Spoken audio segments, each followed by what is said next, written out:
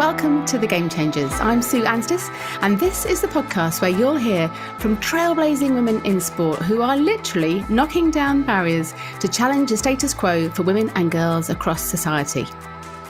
We're back for the 9th series of the podcast, and I'd like to open with a massive thank you to our new partners, Sport England, who are kindly supporting the next 3 series of The Game Changers through the National Lottery. And I'm delighted to welcome a really special guest to kick off the new series, Holly Bradshaw. Holly's Britain's most successful pole vaulter, consistently ranked amongst the world's best, having won medals at various European and World Championships across the past decade. I know for many athletics fans, myself included, it really was one of the highlights of last summer's Tokyo Olympics to see Holly win a bronze medal. So Holly, I tried pole vaulting myself back once in 1985 before you were born, and it was a very interesting experience. How did you get started in pole vaulting? It's a funny story actually, because the more I reflect on it, the more it is just like the stars aligned, and I am so grateful that there was like that opportunity there. So I'd always been like a really sporty child, doing gymnastics, football, literally at high school. Anything that I could do, badminton, rounders, even tried like the 800 metres and cross country just because it got me out of lessons. And I started an athletics club at the age of 14, 15 when I was like transitioning out of football, and was starting the hurdles, and I trained for that once a week, and then did a bit of the high jump, a bit of the shot put, whatever they kind of needed me to make up the numbers in. And my club, Blackburn Harriers, kind of thought, we're missing a trick here. Nobody else in the whole of the North West is doing pole vault, so we're going to competitions and there's no one doing it. So if we can just get some crazy girl over the opening bar, we're going to get max points. And I was that crazy girl. So they put on 6 weeks of taster classes, and I was there at every single one. Blackburn can be very brutal weather-wise, so raining, windy, whatever, I was there, and it kind of just spiraled out of control from that very moment. But the funny thing is, I remember being sat in the car. I was quite a shy youngster, and it took a lot of persuasion from my mum to actually get me out the car. As a child, I was really afraid of new social situations. I had a lot of anxiety, a lot of nervousness around meeting new people. So I just told her, no, I want to turn around and go home. And some gentle persuasion from her, I got out the car, and she said I bounded back to the car afterwards and was like, I absolutely loved it. So I am very indebted to both my mum and my club for giving me that opportunity. And can you remember physically how it felt the first time you vaulted? I was going to ask what that opening height was when you first won points for the club. Honestly, I think it was 190. So like Morgan Lake jumps higher than it in the high jump. It was just something that you've never experienced before. And anytime I'm delivering a taster class or sessions to kids or adults where they've never done it, I just say to them, I can't liken this to anything else. When you're doing the long jump, you can say you sprint and then you just, you jump off one leg. Whereas the pole vault, it's like, I'm sorry, I can't give you an exercise that relates to it. And it very much was like that. It was awkwardly holding this pole, running down, trying to plant it into the ground whilst jumping and landing on the pit. I was like, there's so much going on. But I just remember thinking, this is for me. I'm crazy. I love crazy things. I love scaring myself. I knew from that first session, this was the sport for me. I tried a lot throughout my life. I'm one of those kids that could just pick up a badminton racket and play to a good level, or play table tennis to a good level. But I'd never thought this is my sport until I picked up a pole and I thought, I can actually do something with this. When did you realise that you were really good at it to a high level? So within the first 6 months of doing it, I just went upwards. It was a crazy trajectory. Every week I was PBing. I remember I went down to Manchester where the coach invited me to come, and for the first few weeks I'd just train on a Saturday, and then he was like, actually, you're quite good. Do you want to come on a Tuesday? And then that kind of went on for 6 weeks, and it was like, actually, you need to come Monday, Tuesday, Thursday, Friday, Saturday. I was training like a full-time athlete. Everything else had got knocked on the head. The 4 metre barrier is something, a good level pole vaulter wants to achieve. And I achieved that within 6 months. And within 8 months, I'd qualified for the European Juniors to represent GB. And I was like, okay, wow, like this is, getting serious. And then actually it was within 4 years I'd started the event that I was at my home Olympic Games. So it was very, very crazy. It's incredible. So how old were you when when you moved to all those nights of the week training and then the 4 meters? How old were you then? So I was 16, 17. And at what point did you realise it could be a long-term career like that? Well, I guess you were already doing it almost full-time then, weren't you, with all those nights of the week? But at what point did you make that transition to realise that it could be a real career? A lot of new things in that first year to 18 months were happening. I was breaking my PB by 10 centimeters. I was just one of those kids. I was just taking it in my stride, not overthinking it, just kind of just taking it as it comes. And after 18 months in the sport, I went to the World Juniors and won a bronze medal, and Adidas contacted me, an agent contacted me. And then I thought, oh, okay. I'd never seen that side of sport before, and I didn't even know agents existed. I didn't even know you could get sponsored by Adidas or Nike or whatever. It kind of opened my eyes to, oh, okay, this could be a career. And I had people in my ear telling me, this could be a career, and you could go to the Olympics. And I think because I had that quite quick progression, a lot of people saw me as a bit of a child protege, and she could do good things. So a lot of people were then in my ear and trying to help me and not push me, but guide me along. And I remember thinking, I was stood on the phone to my husband after I got my A-level results, and I was 1% off an A star in PE, and I was on the phone to him and I was like, oh, I'm gutted, should I get it remarked? And he was like, you went to the World Juniors this year and won a bronze medal, and you've got good results in your A-levels, like, don't be too hard on yourself, like, just chill out. And I remember that moment was like a turning point for me of like, oh, okay, I need to then think about what I want to do now. Yeah. You mentioned that you were quite shy and anxious as a younger girl. So how did that impact your vaulting? And then you're off to France and you're traveling. And how did sport help with that too? Sport has been amazing for like taking me out of my shell. As a child, I was really, really nervous and anxious. I told my mum recently, actually, that I once rang her and said I had stomach cramps because I was on this athletics day in Blackpool, and I don't know what had happened, but I just got so anxious and so overwhelmed that I rang her and faked a stomach cramp just so she would come and pick me back up. And I don't judge myself, but I just can't relate to that girl back then because I can't put myself in her shoes. It seems so far away from where I am now. And I think sport has just massively brought me out of my shell, given me so much more confidence. Like the ability to just speak on this podcast as a 14-year-old child, I would have absolutely never believed you. I would have said, there's no way I'm doing that. And I think that's one of the biggest things that I can take away from being involved in elite sport is the confidence and just how well I can speak and just articulate things now, and the reduced anxiety I have in social situations. It's been really, really good for me. I've got a lot of time for your mum as well. I'd like her to. Yeah. As you know, my brother was a pole vaulter. I think the two of you swapped some notes at my book launch last year. And I've always loved that camaraderie that existed with the male vaulters. Is that something that exists with the female vaulters too? Absolutely. And it's interesting, really, because I've seen it flip 180. When I was competing back in 2010, 2011, 2012, it was a very, very different era to it is now. The kind of atmosphere was a lot different. You'd rock up to the meet, you wouldn't speak to any of your competitors, to the point where some competitors would play games to try and put you off. And it was a very poisonous, very not very nice environment, but that's all I knew. That's how it was back then. Yeah. But actually, since 2015, it has changed a lot, and we're all out there just having a blast. We're actually willing each other to do as well as they can. Like, we're all out there wanting to do the best we can and win, but not at the expense of anyone else. And it's a much nicer environment. Mentally, I'm much healthier in that kind of environment, but I just love the camaraderie we have, and it just makes everything so much nicer. Like, being an elite athlete is incredibly hard. If that variable can be taken out of the equation and it be a nice environment, why would you not?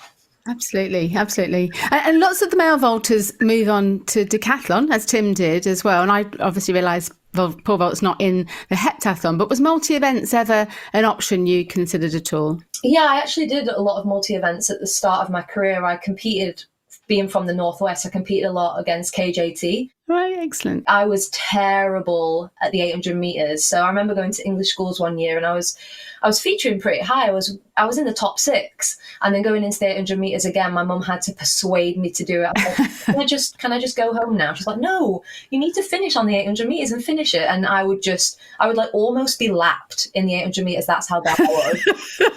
So it's safe to say I definitely wouldn't have been very successful in that, but it was something, because I could turn my hand to most things, it was something that I dabbled with and did really enjoy. And if there was another event of those, not the 800 clearly, but if it wasn't pole vault, is there what would have been your number 2, as it were? Is there anything else you loved? I was a big fan of the javelin. I actually, had my own javelin shoes and threw the javelin at most Northern Leagues. So I think it would either be the javelin, or I did really like the hurdles, the sprint hurdles, that is, not the endurance one. Before your enormous success with bronze in the Olympics last summer, you had struggled a bit to medal at major championships. So how frustrating was that for you? It was incredibly frustrating because I was branded a bit of a child protege, and then went through these 4-5 years of not achieving so much success. And I'm being harsh on myself, because when I said I didn't achieve that much success, I finished 5th in Rio, 6th in the World Champs, 4th in the World Champs, and I was incredibly successful, because medaling at a major champs is so hard. But I knew when I first started, I knew I could be an Olympic or world medalist. I knew I could be a global medalist, and it just wasn't happening for me. And I was always kind of on the back foot. I'd always have a surgery in February, and then I'd be rushing to try and get back for the Olympics in August. And I'd do well. I finished 5th, but I'd been so compromised that year. I just always felt like I just wasn't achieving what I knew I could. And some people have mental breakdowns, and in the pole vault especially, they get really bad fear and they just run through, which is where you run down with the pole, and instead of pole vaulting, you just throw the pole. And my coach always says, like, you can be the strongest, the fastest, technically the best, but if you've got a mental issue, like, it doesn't matter how good you are, that's one of your weaknesses. And I was talented, I was really headstrong, I never ran through, but maybe my body just couldn't deal with being a global medalist. Maybe I couldn't do the training I needed and stay healthy to win one. And I was kind of coming round to that and thinking, maybe that's just my weakness. But I was really lucky that I managed to get 3 years of consistent, uninterrupted training, and it just built really nicely to this Olympics. And I managed to, dig it out and do what I knew deep down in my heart I always knew that I could, and be a global medalist. You mentioned your coach there. I've seen lots written about the strong bond that you've had with him, Scott Simpson, across those years.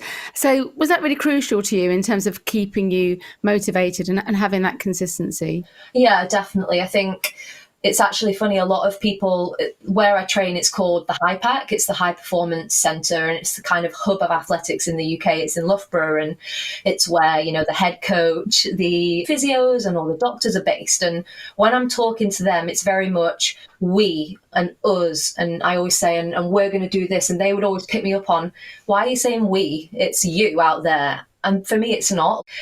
Pole vault is a team event. Although I'm out there, you see me getting over that bar, it's very much a collaboration thing. I could not be out there alone. It would be impossible for me. And I always kind of say, I can feel, but I can't see. And my coach can't feel, but he can see. So together, it's the perfect combination. And without him and his support and guidance and whatever he's given me over the last 8 years, I would not have been able to achieve it. And that's kind of what I like about pole vault, is it looks like an individual event, like athletics is, but it isn't for me. It's a team event. I love that. Yeah, very, very true. And do you think we're doing enough in the UK to encourage more pole vaulters coming through, male and female? It's a difficult one, and I am biased, and I think the answer is no, we're not doing enough. It took until 2018, so I'd already been in the sport for 7-8 years before I even had an employed coach. We didn't have a single employed pole vault coach in the whole of the UK. And when you compare that to lots of other countries in Europe, Switzerland has a couple, and that's a tiny country. Germany has upwards of 10 employed pole vault coaches, and they didn't have a single person qualify, male or female, in the Olympic final, but they still have 10 coaches, because they acknowledge, we can't in the endurance events, Germany have thrust so much money into field events and they've just become so successful.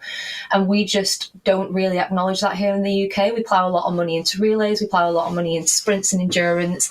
And the field events, because there are so many and they are very technically driven, we just haven't invested in them. And I have seen a massive uptake in pole vaulters in the UK since I started in 2010. I mean, I was just doing an activation at the High Pack the other day, and there was a group of 15, maybe 8 to 15-year-olds doing the first time they'd ever tried pole vault. They had a guy come in and do a taster session. I just thought, that's brilliant. Like, I absolutely love that. That's how I got into pole vault. So the more I see that, the more I think that's, amazing. And I think we just need to like chip away at it a bit. Yeah, excellent. And athletics in Britain has been through some pretty turbulent times recently. So if you were to be made head of UK athletics tomorrow, you probably could be actually, because they've not announced a new CEO yet, have they?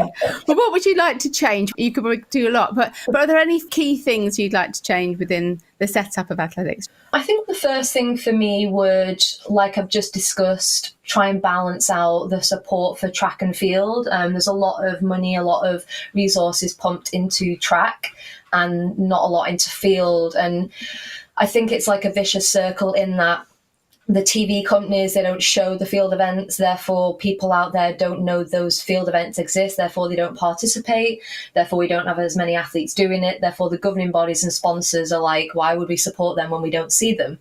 So I think there needs to be a bigger investment for sponsors and the governing body into field events, but also way more coverage. And I think the way in which we can do that is have field only events here in the UK or anywhere. It happens in Germany every single year. 10 meets of pole vault only, where they stream it, they have it in car parks, they have it on the roof of buildings. If they can do it, why can't we? And I think that would just bring athletics to the people, get more people kind of engaged in it. And I think we just need to spice up the way in which we show athletics. No offense to darts, but I'm not that interested in darts, but gosh, it's great to watch. And there's so many people watching it. And I just feel like athletics needs a bit of zhuzhing up, a bit of more, entertaining. I think then we get more people interested, we get the younger generation interested. I think that's where I'd start. Fantastic. Zhuzhing up, I like that as a phrase too. I'd like to talk a little bit about sports psychology. It's obviously a subject that you're very passionate about, and you're studying a master's in it too. But how important was sports psychology for you in terms of developing your career? And it's interesting to hear you talk a lot about the kind of mental side and the fear within pole vault itself, but how important have you found that? Yeah, really important. I think when I was starting off in the sport, when I was 17, 18, 19, I just kind of disregarded it as like a thing like only the mentally weak have. And I think I'd been put off with a few negative experiences with sports psychologists.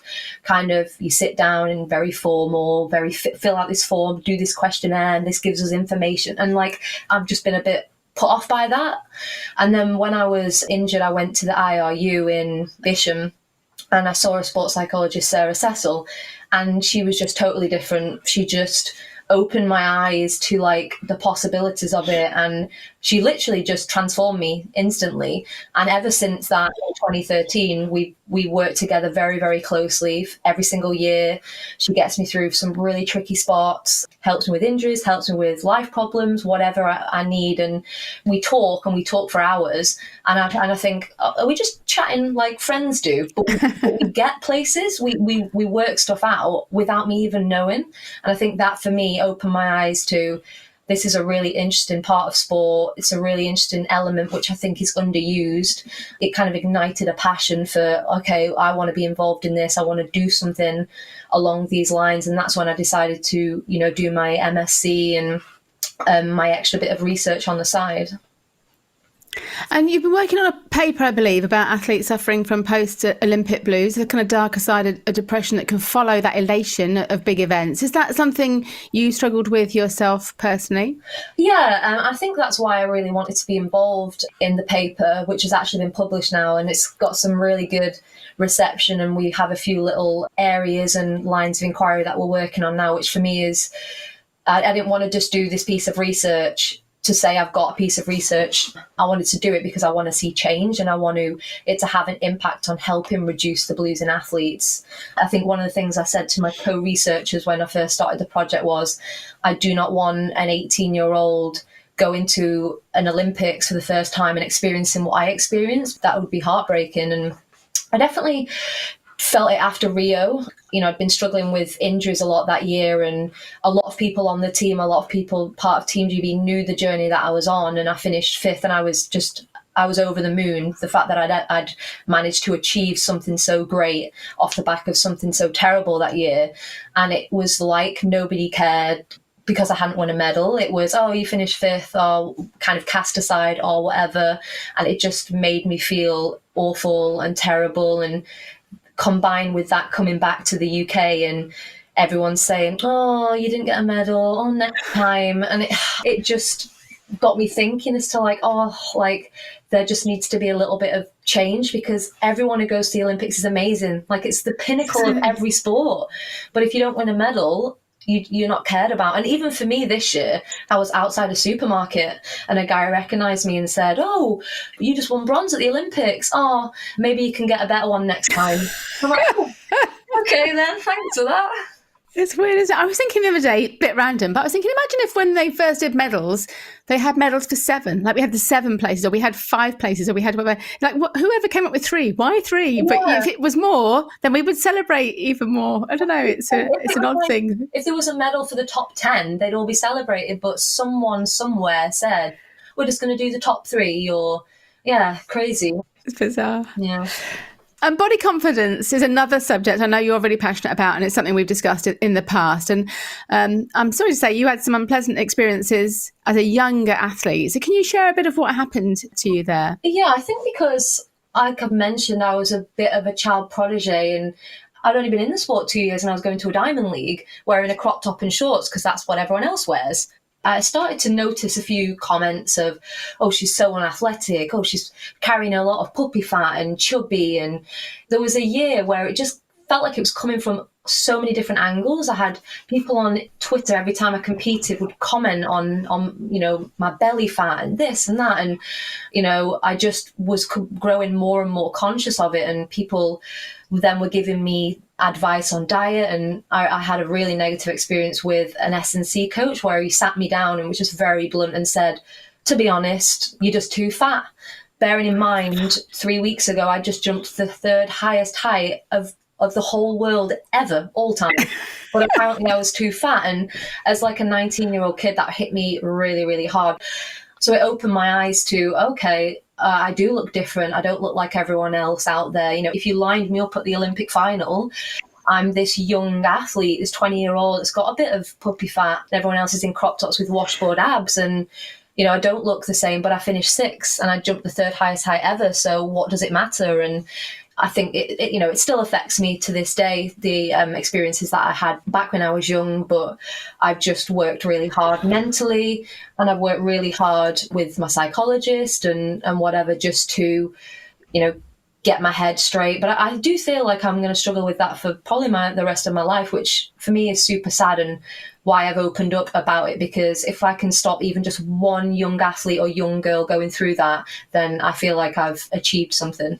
At the time, did you talk to any coaches and officials around that in terms of your team or the wider athletics, in terms of what you were dealing with?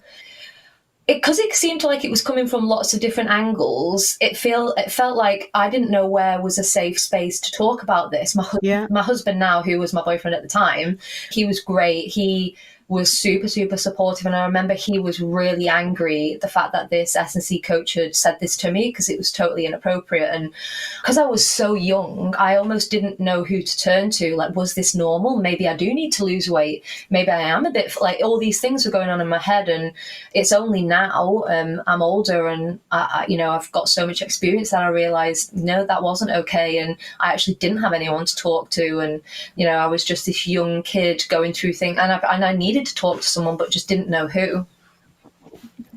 And that moves into a bit around clothing. And I know, again, we've talked a lot about this in the past, but that disparity between the clothing provided for the male and female athletes. So can you share a bit about your experience of kit allocation more recently, so even with Tokyo? I remember, well, back in 2012, going to the kitting out, I was only 20 years old. And I've been very fortunate throughout my career that the kit sponsor that I was sponsored by did an all-in-one. So an all-in-one is a tight vest, tight shorts, like a swimming costume with shorts on the bottom. And for me, that was perfect. It covered enough thigh, it covered my stomach, which is what I'm the most conscious of. So I basically spent my whole career just by look more than anything, having an outfit that works. But back in 2012, Adidas didn't provide an all-in-one. So I was at my home Olympic Games in a vest and shorts. People love to compete in vest and shorts. But for me, it's a training outfit. I train all the time in a vest. It doesn't make me feel special. I like to train and compete in something different. And it was highlighted again this year when I went, last year, I guess, 2021, when I went to kitting out and was told, oh, there isn't, a onesie for the women. It's a bikini cut costume onesie. So the whole of my leg would be out. And I was like, just red flags, anxiety of, I can't go out, be on TV, be comfortable in this kind of outfit. And if you compare London 2012, where I wasn't comfortable speaking out and just got on with it, to now, I was just more experienced. Unfortunately, as you are more experienced, you do have more clout. And I just kind of pushed back and was like, look, I can't compete in this. What else have you got? They offered me a rowing suit, which was amazing. And they actually manufactured some shorts onto a vest to make it tight. And in the end, I competed in the rowing suit, which was perfect. But I think the reason why I've spoken out about it is, what if an 18-year-old kid or a 16-year-old kid went to this kitting out, wasn't comfortable and just had to suck it up? And that's something that could really affect your performance when you're out there. And, Team GB and UK Sport and whoever talk about the fine margins, and athletes work on the fine margins all the time. And then in something so basic as a kit to not get it right, it just seems like it doesn't add up. And have you heard any more about how that might change moving forward? Because as you say, you're speaking out about it, but I bet there are many, many young athletes that were just thrilled to be selected and to be getting kit. They wouldn't push back against it. Yeah, I've heard that Team GB have spoken out to a few sources and said they will liaise with athletes in the future, which is a good step. And I had Kelly Sutherton from the Commonwealth Games reach out to me and ask what would I want to wear for the Commonwealth Games, which is great. It's a step in the right direction. But again, that's just because I'm a bit more high profile. It's how can we appease you, which is fine, but it doesn't target the issue. It just make sure I'm comfortable for the Commonwealth Games this year. You know this better than anyone. You have to keep hammering it home. You have to almost get to the point where people are like, oh, here she is again talking about it, like make change. So I'm going to just keep speaking out, because the thing that staggered me the most was the amount of messages I got on Instagram from young girls that said, I quit athletics because of this. I had this exact issue. It's why I quit. I will not compete in athletics anymore because of the outfit I have to wear. There were so many of those, and I'm like, there is enough barriers for young males and females getting into sport, let alone adding in what they wear to the issue. Like, it just doesn't need to be an issue.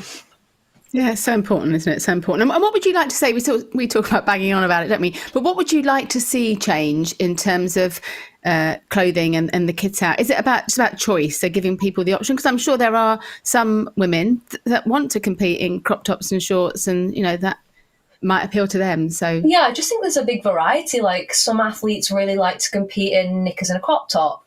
Some like to compete in the shorts, but actually the shorts ride up really easily, so then they don't feel uncomfortable. I think it's like, you can't appease everyone, but what at the minute is not happening is you're not asking for advice. Kit companies are just in a warehouse somewhere. Oh, this year we're gonna do this and this, with no consultation from athletes. Just sit down with a group of field eventers, track eventers, a mixture of all different disciplines. What do you think you'd like to see? What's your preference? What's the majority? And just have some kind of dialogue. From my opinion, it's what looks good in the picture on Instagram when athletes are running around the track.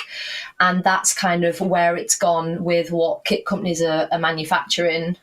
The sad reality is whatever looks good on Instagram gets more likes, people get more followers, therefore there's more reach, rather than stripping it back as to actually what we're out there competing for medals and performances, rather than it's not a fashion show. It's so interesting, isn't it? And also, I think it's that whole, even when you said talking to that group of elite athletes about what they want, but it's then that is what filters down to club athletes and grassroots and all those girls coming through, that they then end up, having to compete in the same kit that might not be right for them as they're going through puberty and different stages too. So it's taking all those things into consideration, isn't it? Yeah, definitely. And I think there's a big responsibility on athletes these days to just... People who are famous, they're in the public eye, and whether they like it or not, they are deemed role models. And I know a lot of people push back, like, well, I didn't ask for this. I just want to go out there and be a pop star. I want to go out there and be a footballer. But there is some element of, well, by doing that, you are partly responsible for being a role model. And that's the same in athletics. Like, if you're out there in a really skimpy outfit because you're going to get loads more hits on social media, just sit back and think, what is that doing to the younger generation who see that and think, there is no way I'm wearing that crop top on the social media? Like, I go to the Birmingham indoors and I take selfies with hundreds of kids. They post them on their Instagram and they block out their face because they're so embarrassed to show themselves on social media. And I hate to love social media. I think it's really important as an athlete or a person, because you have to put yourself out there to earn money. But I'm very conscious that I want to be relatable. I want to be known as the girl next door. So I'll post a picture of me belly flopping into a pool because that's what happens to people. That's normal. I will not post in like a bikini being sassy, because the chances are if I did that, I would get hundreds of thousands of followers, but that's just not me and that's not realistic. And I appreciate that I am a role model, and I just want to be a really good one to girls and boys out there. Fantastic. It's fantastic to hear. Absolutely. And that authenticity, I think, is much appreciated. Another big decision that many female athletes face is around motherhood. And UK Sport just recently published new guidelines around pregnancy and motherhood for athletes and sports governing bodies, which is good news, but quite extraordinary, really, that it's taken until 2021 for that to happen. Mm-hmm. Some might say, I would say. You've been open in the past about the fact of postponing starting a family until the end of your career. So why did you feel you wanted to share that publicly? I mean, I've been doing athletics now for 12 years, and 10, 11 of those have been international circuits. Like, I've been on the Diamond League circuit now for 10, 11 years, competing at pretty much every major championship.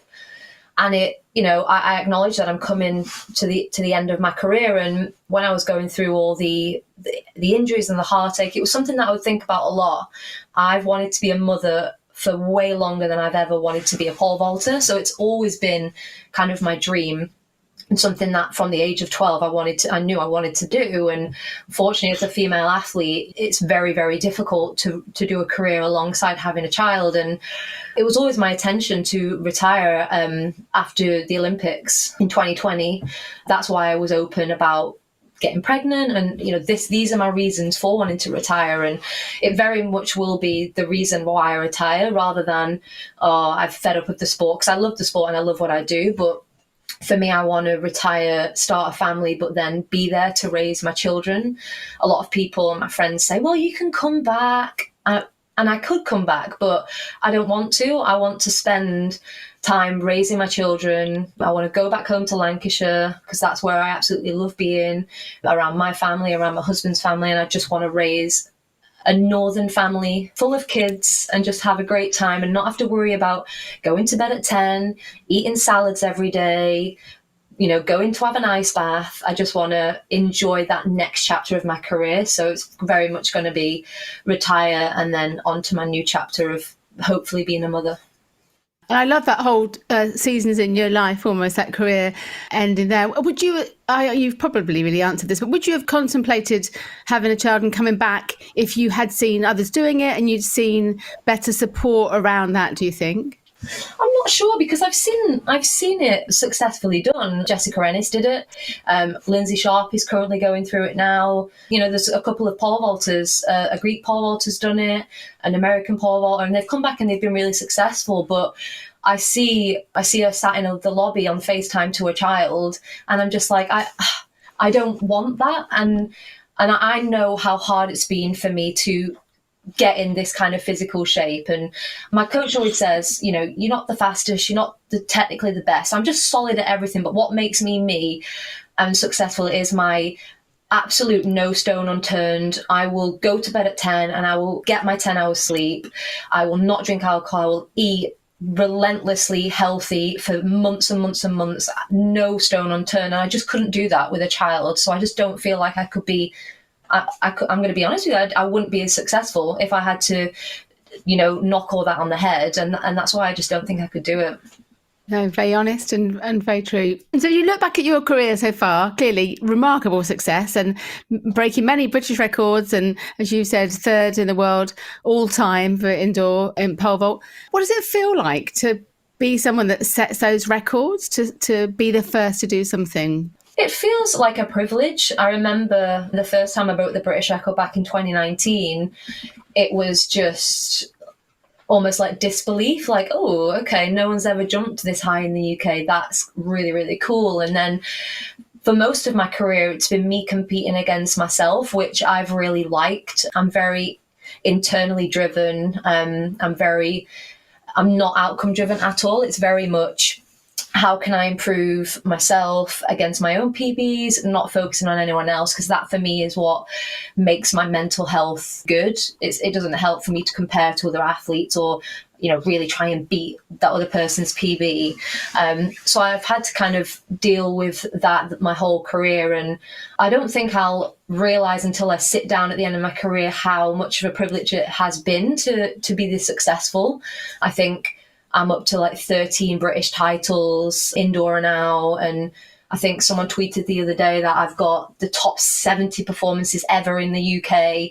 And for me, it's just all those little stats I just take for granted and just kind of coast through, because I'm always thinking, oh, how do I win an Olympic medal? How do I win a world medal? I forget like some of the national kind of things I've achieved. And it's easy to forget them when you're going for like global medals. But I very often, well, sometimes I get a little reminder with a stat on social media and I think, oh, that's really cool that I've achieved that.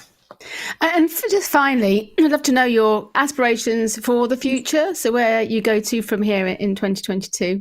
My goal has always been, I want to break my PB, which was 487, and win a global medal, and both of which I achieved in 2021.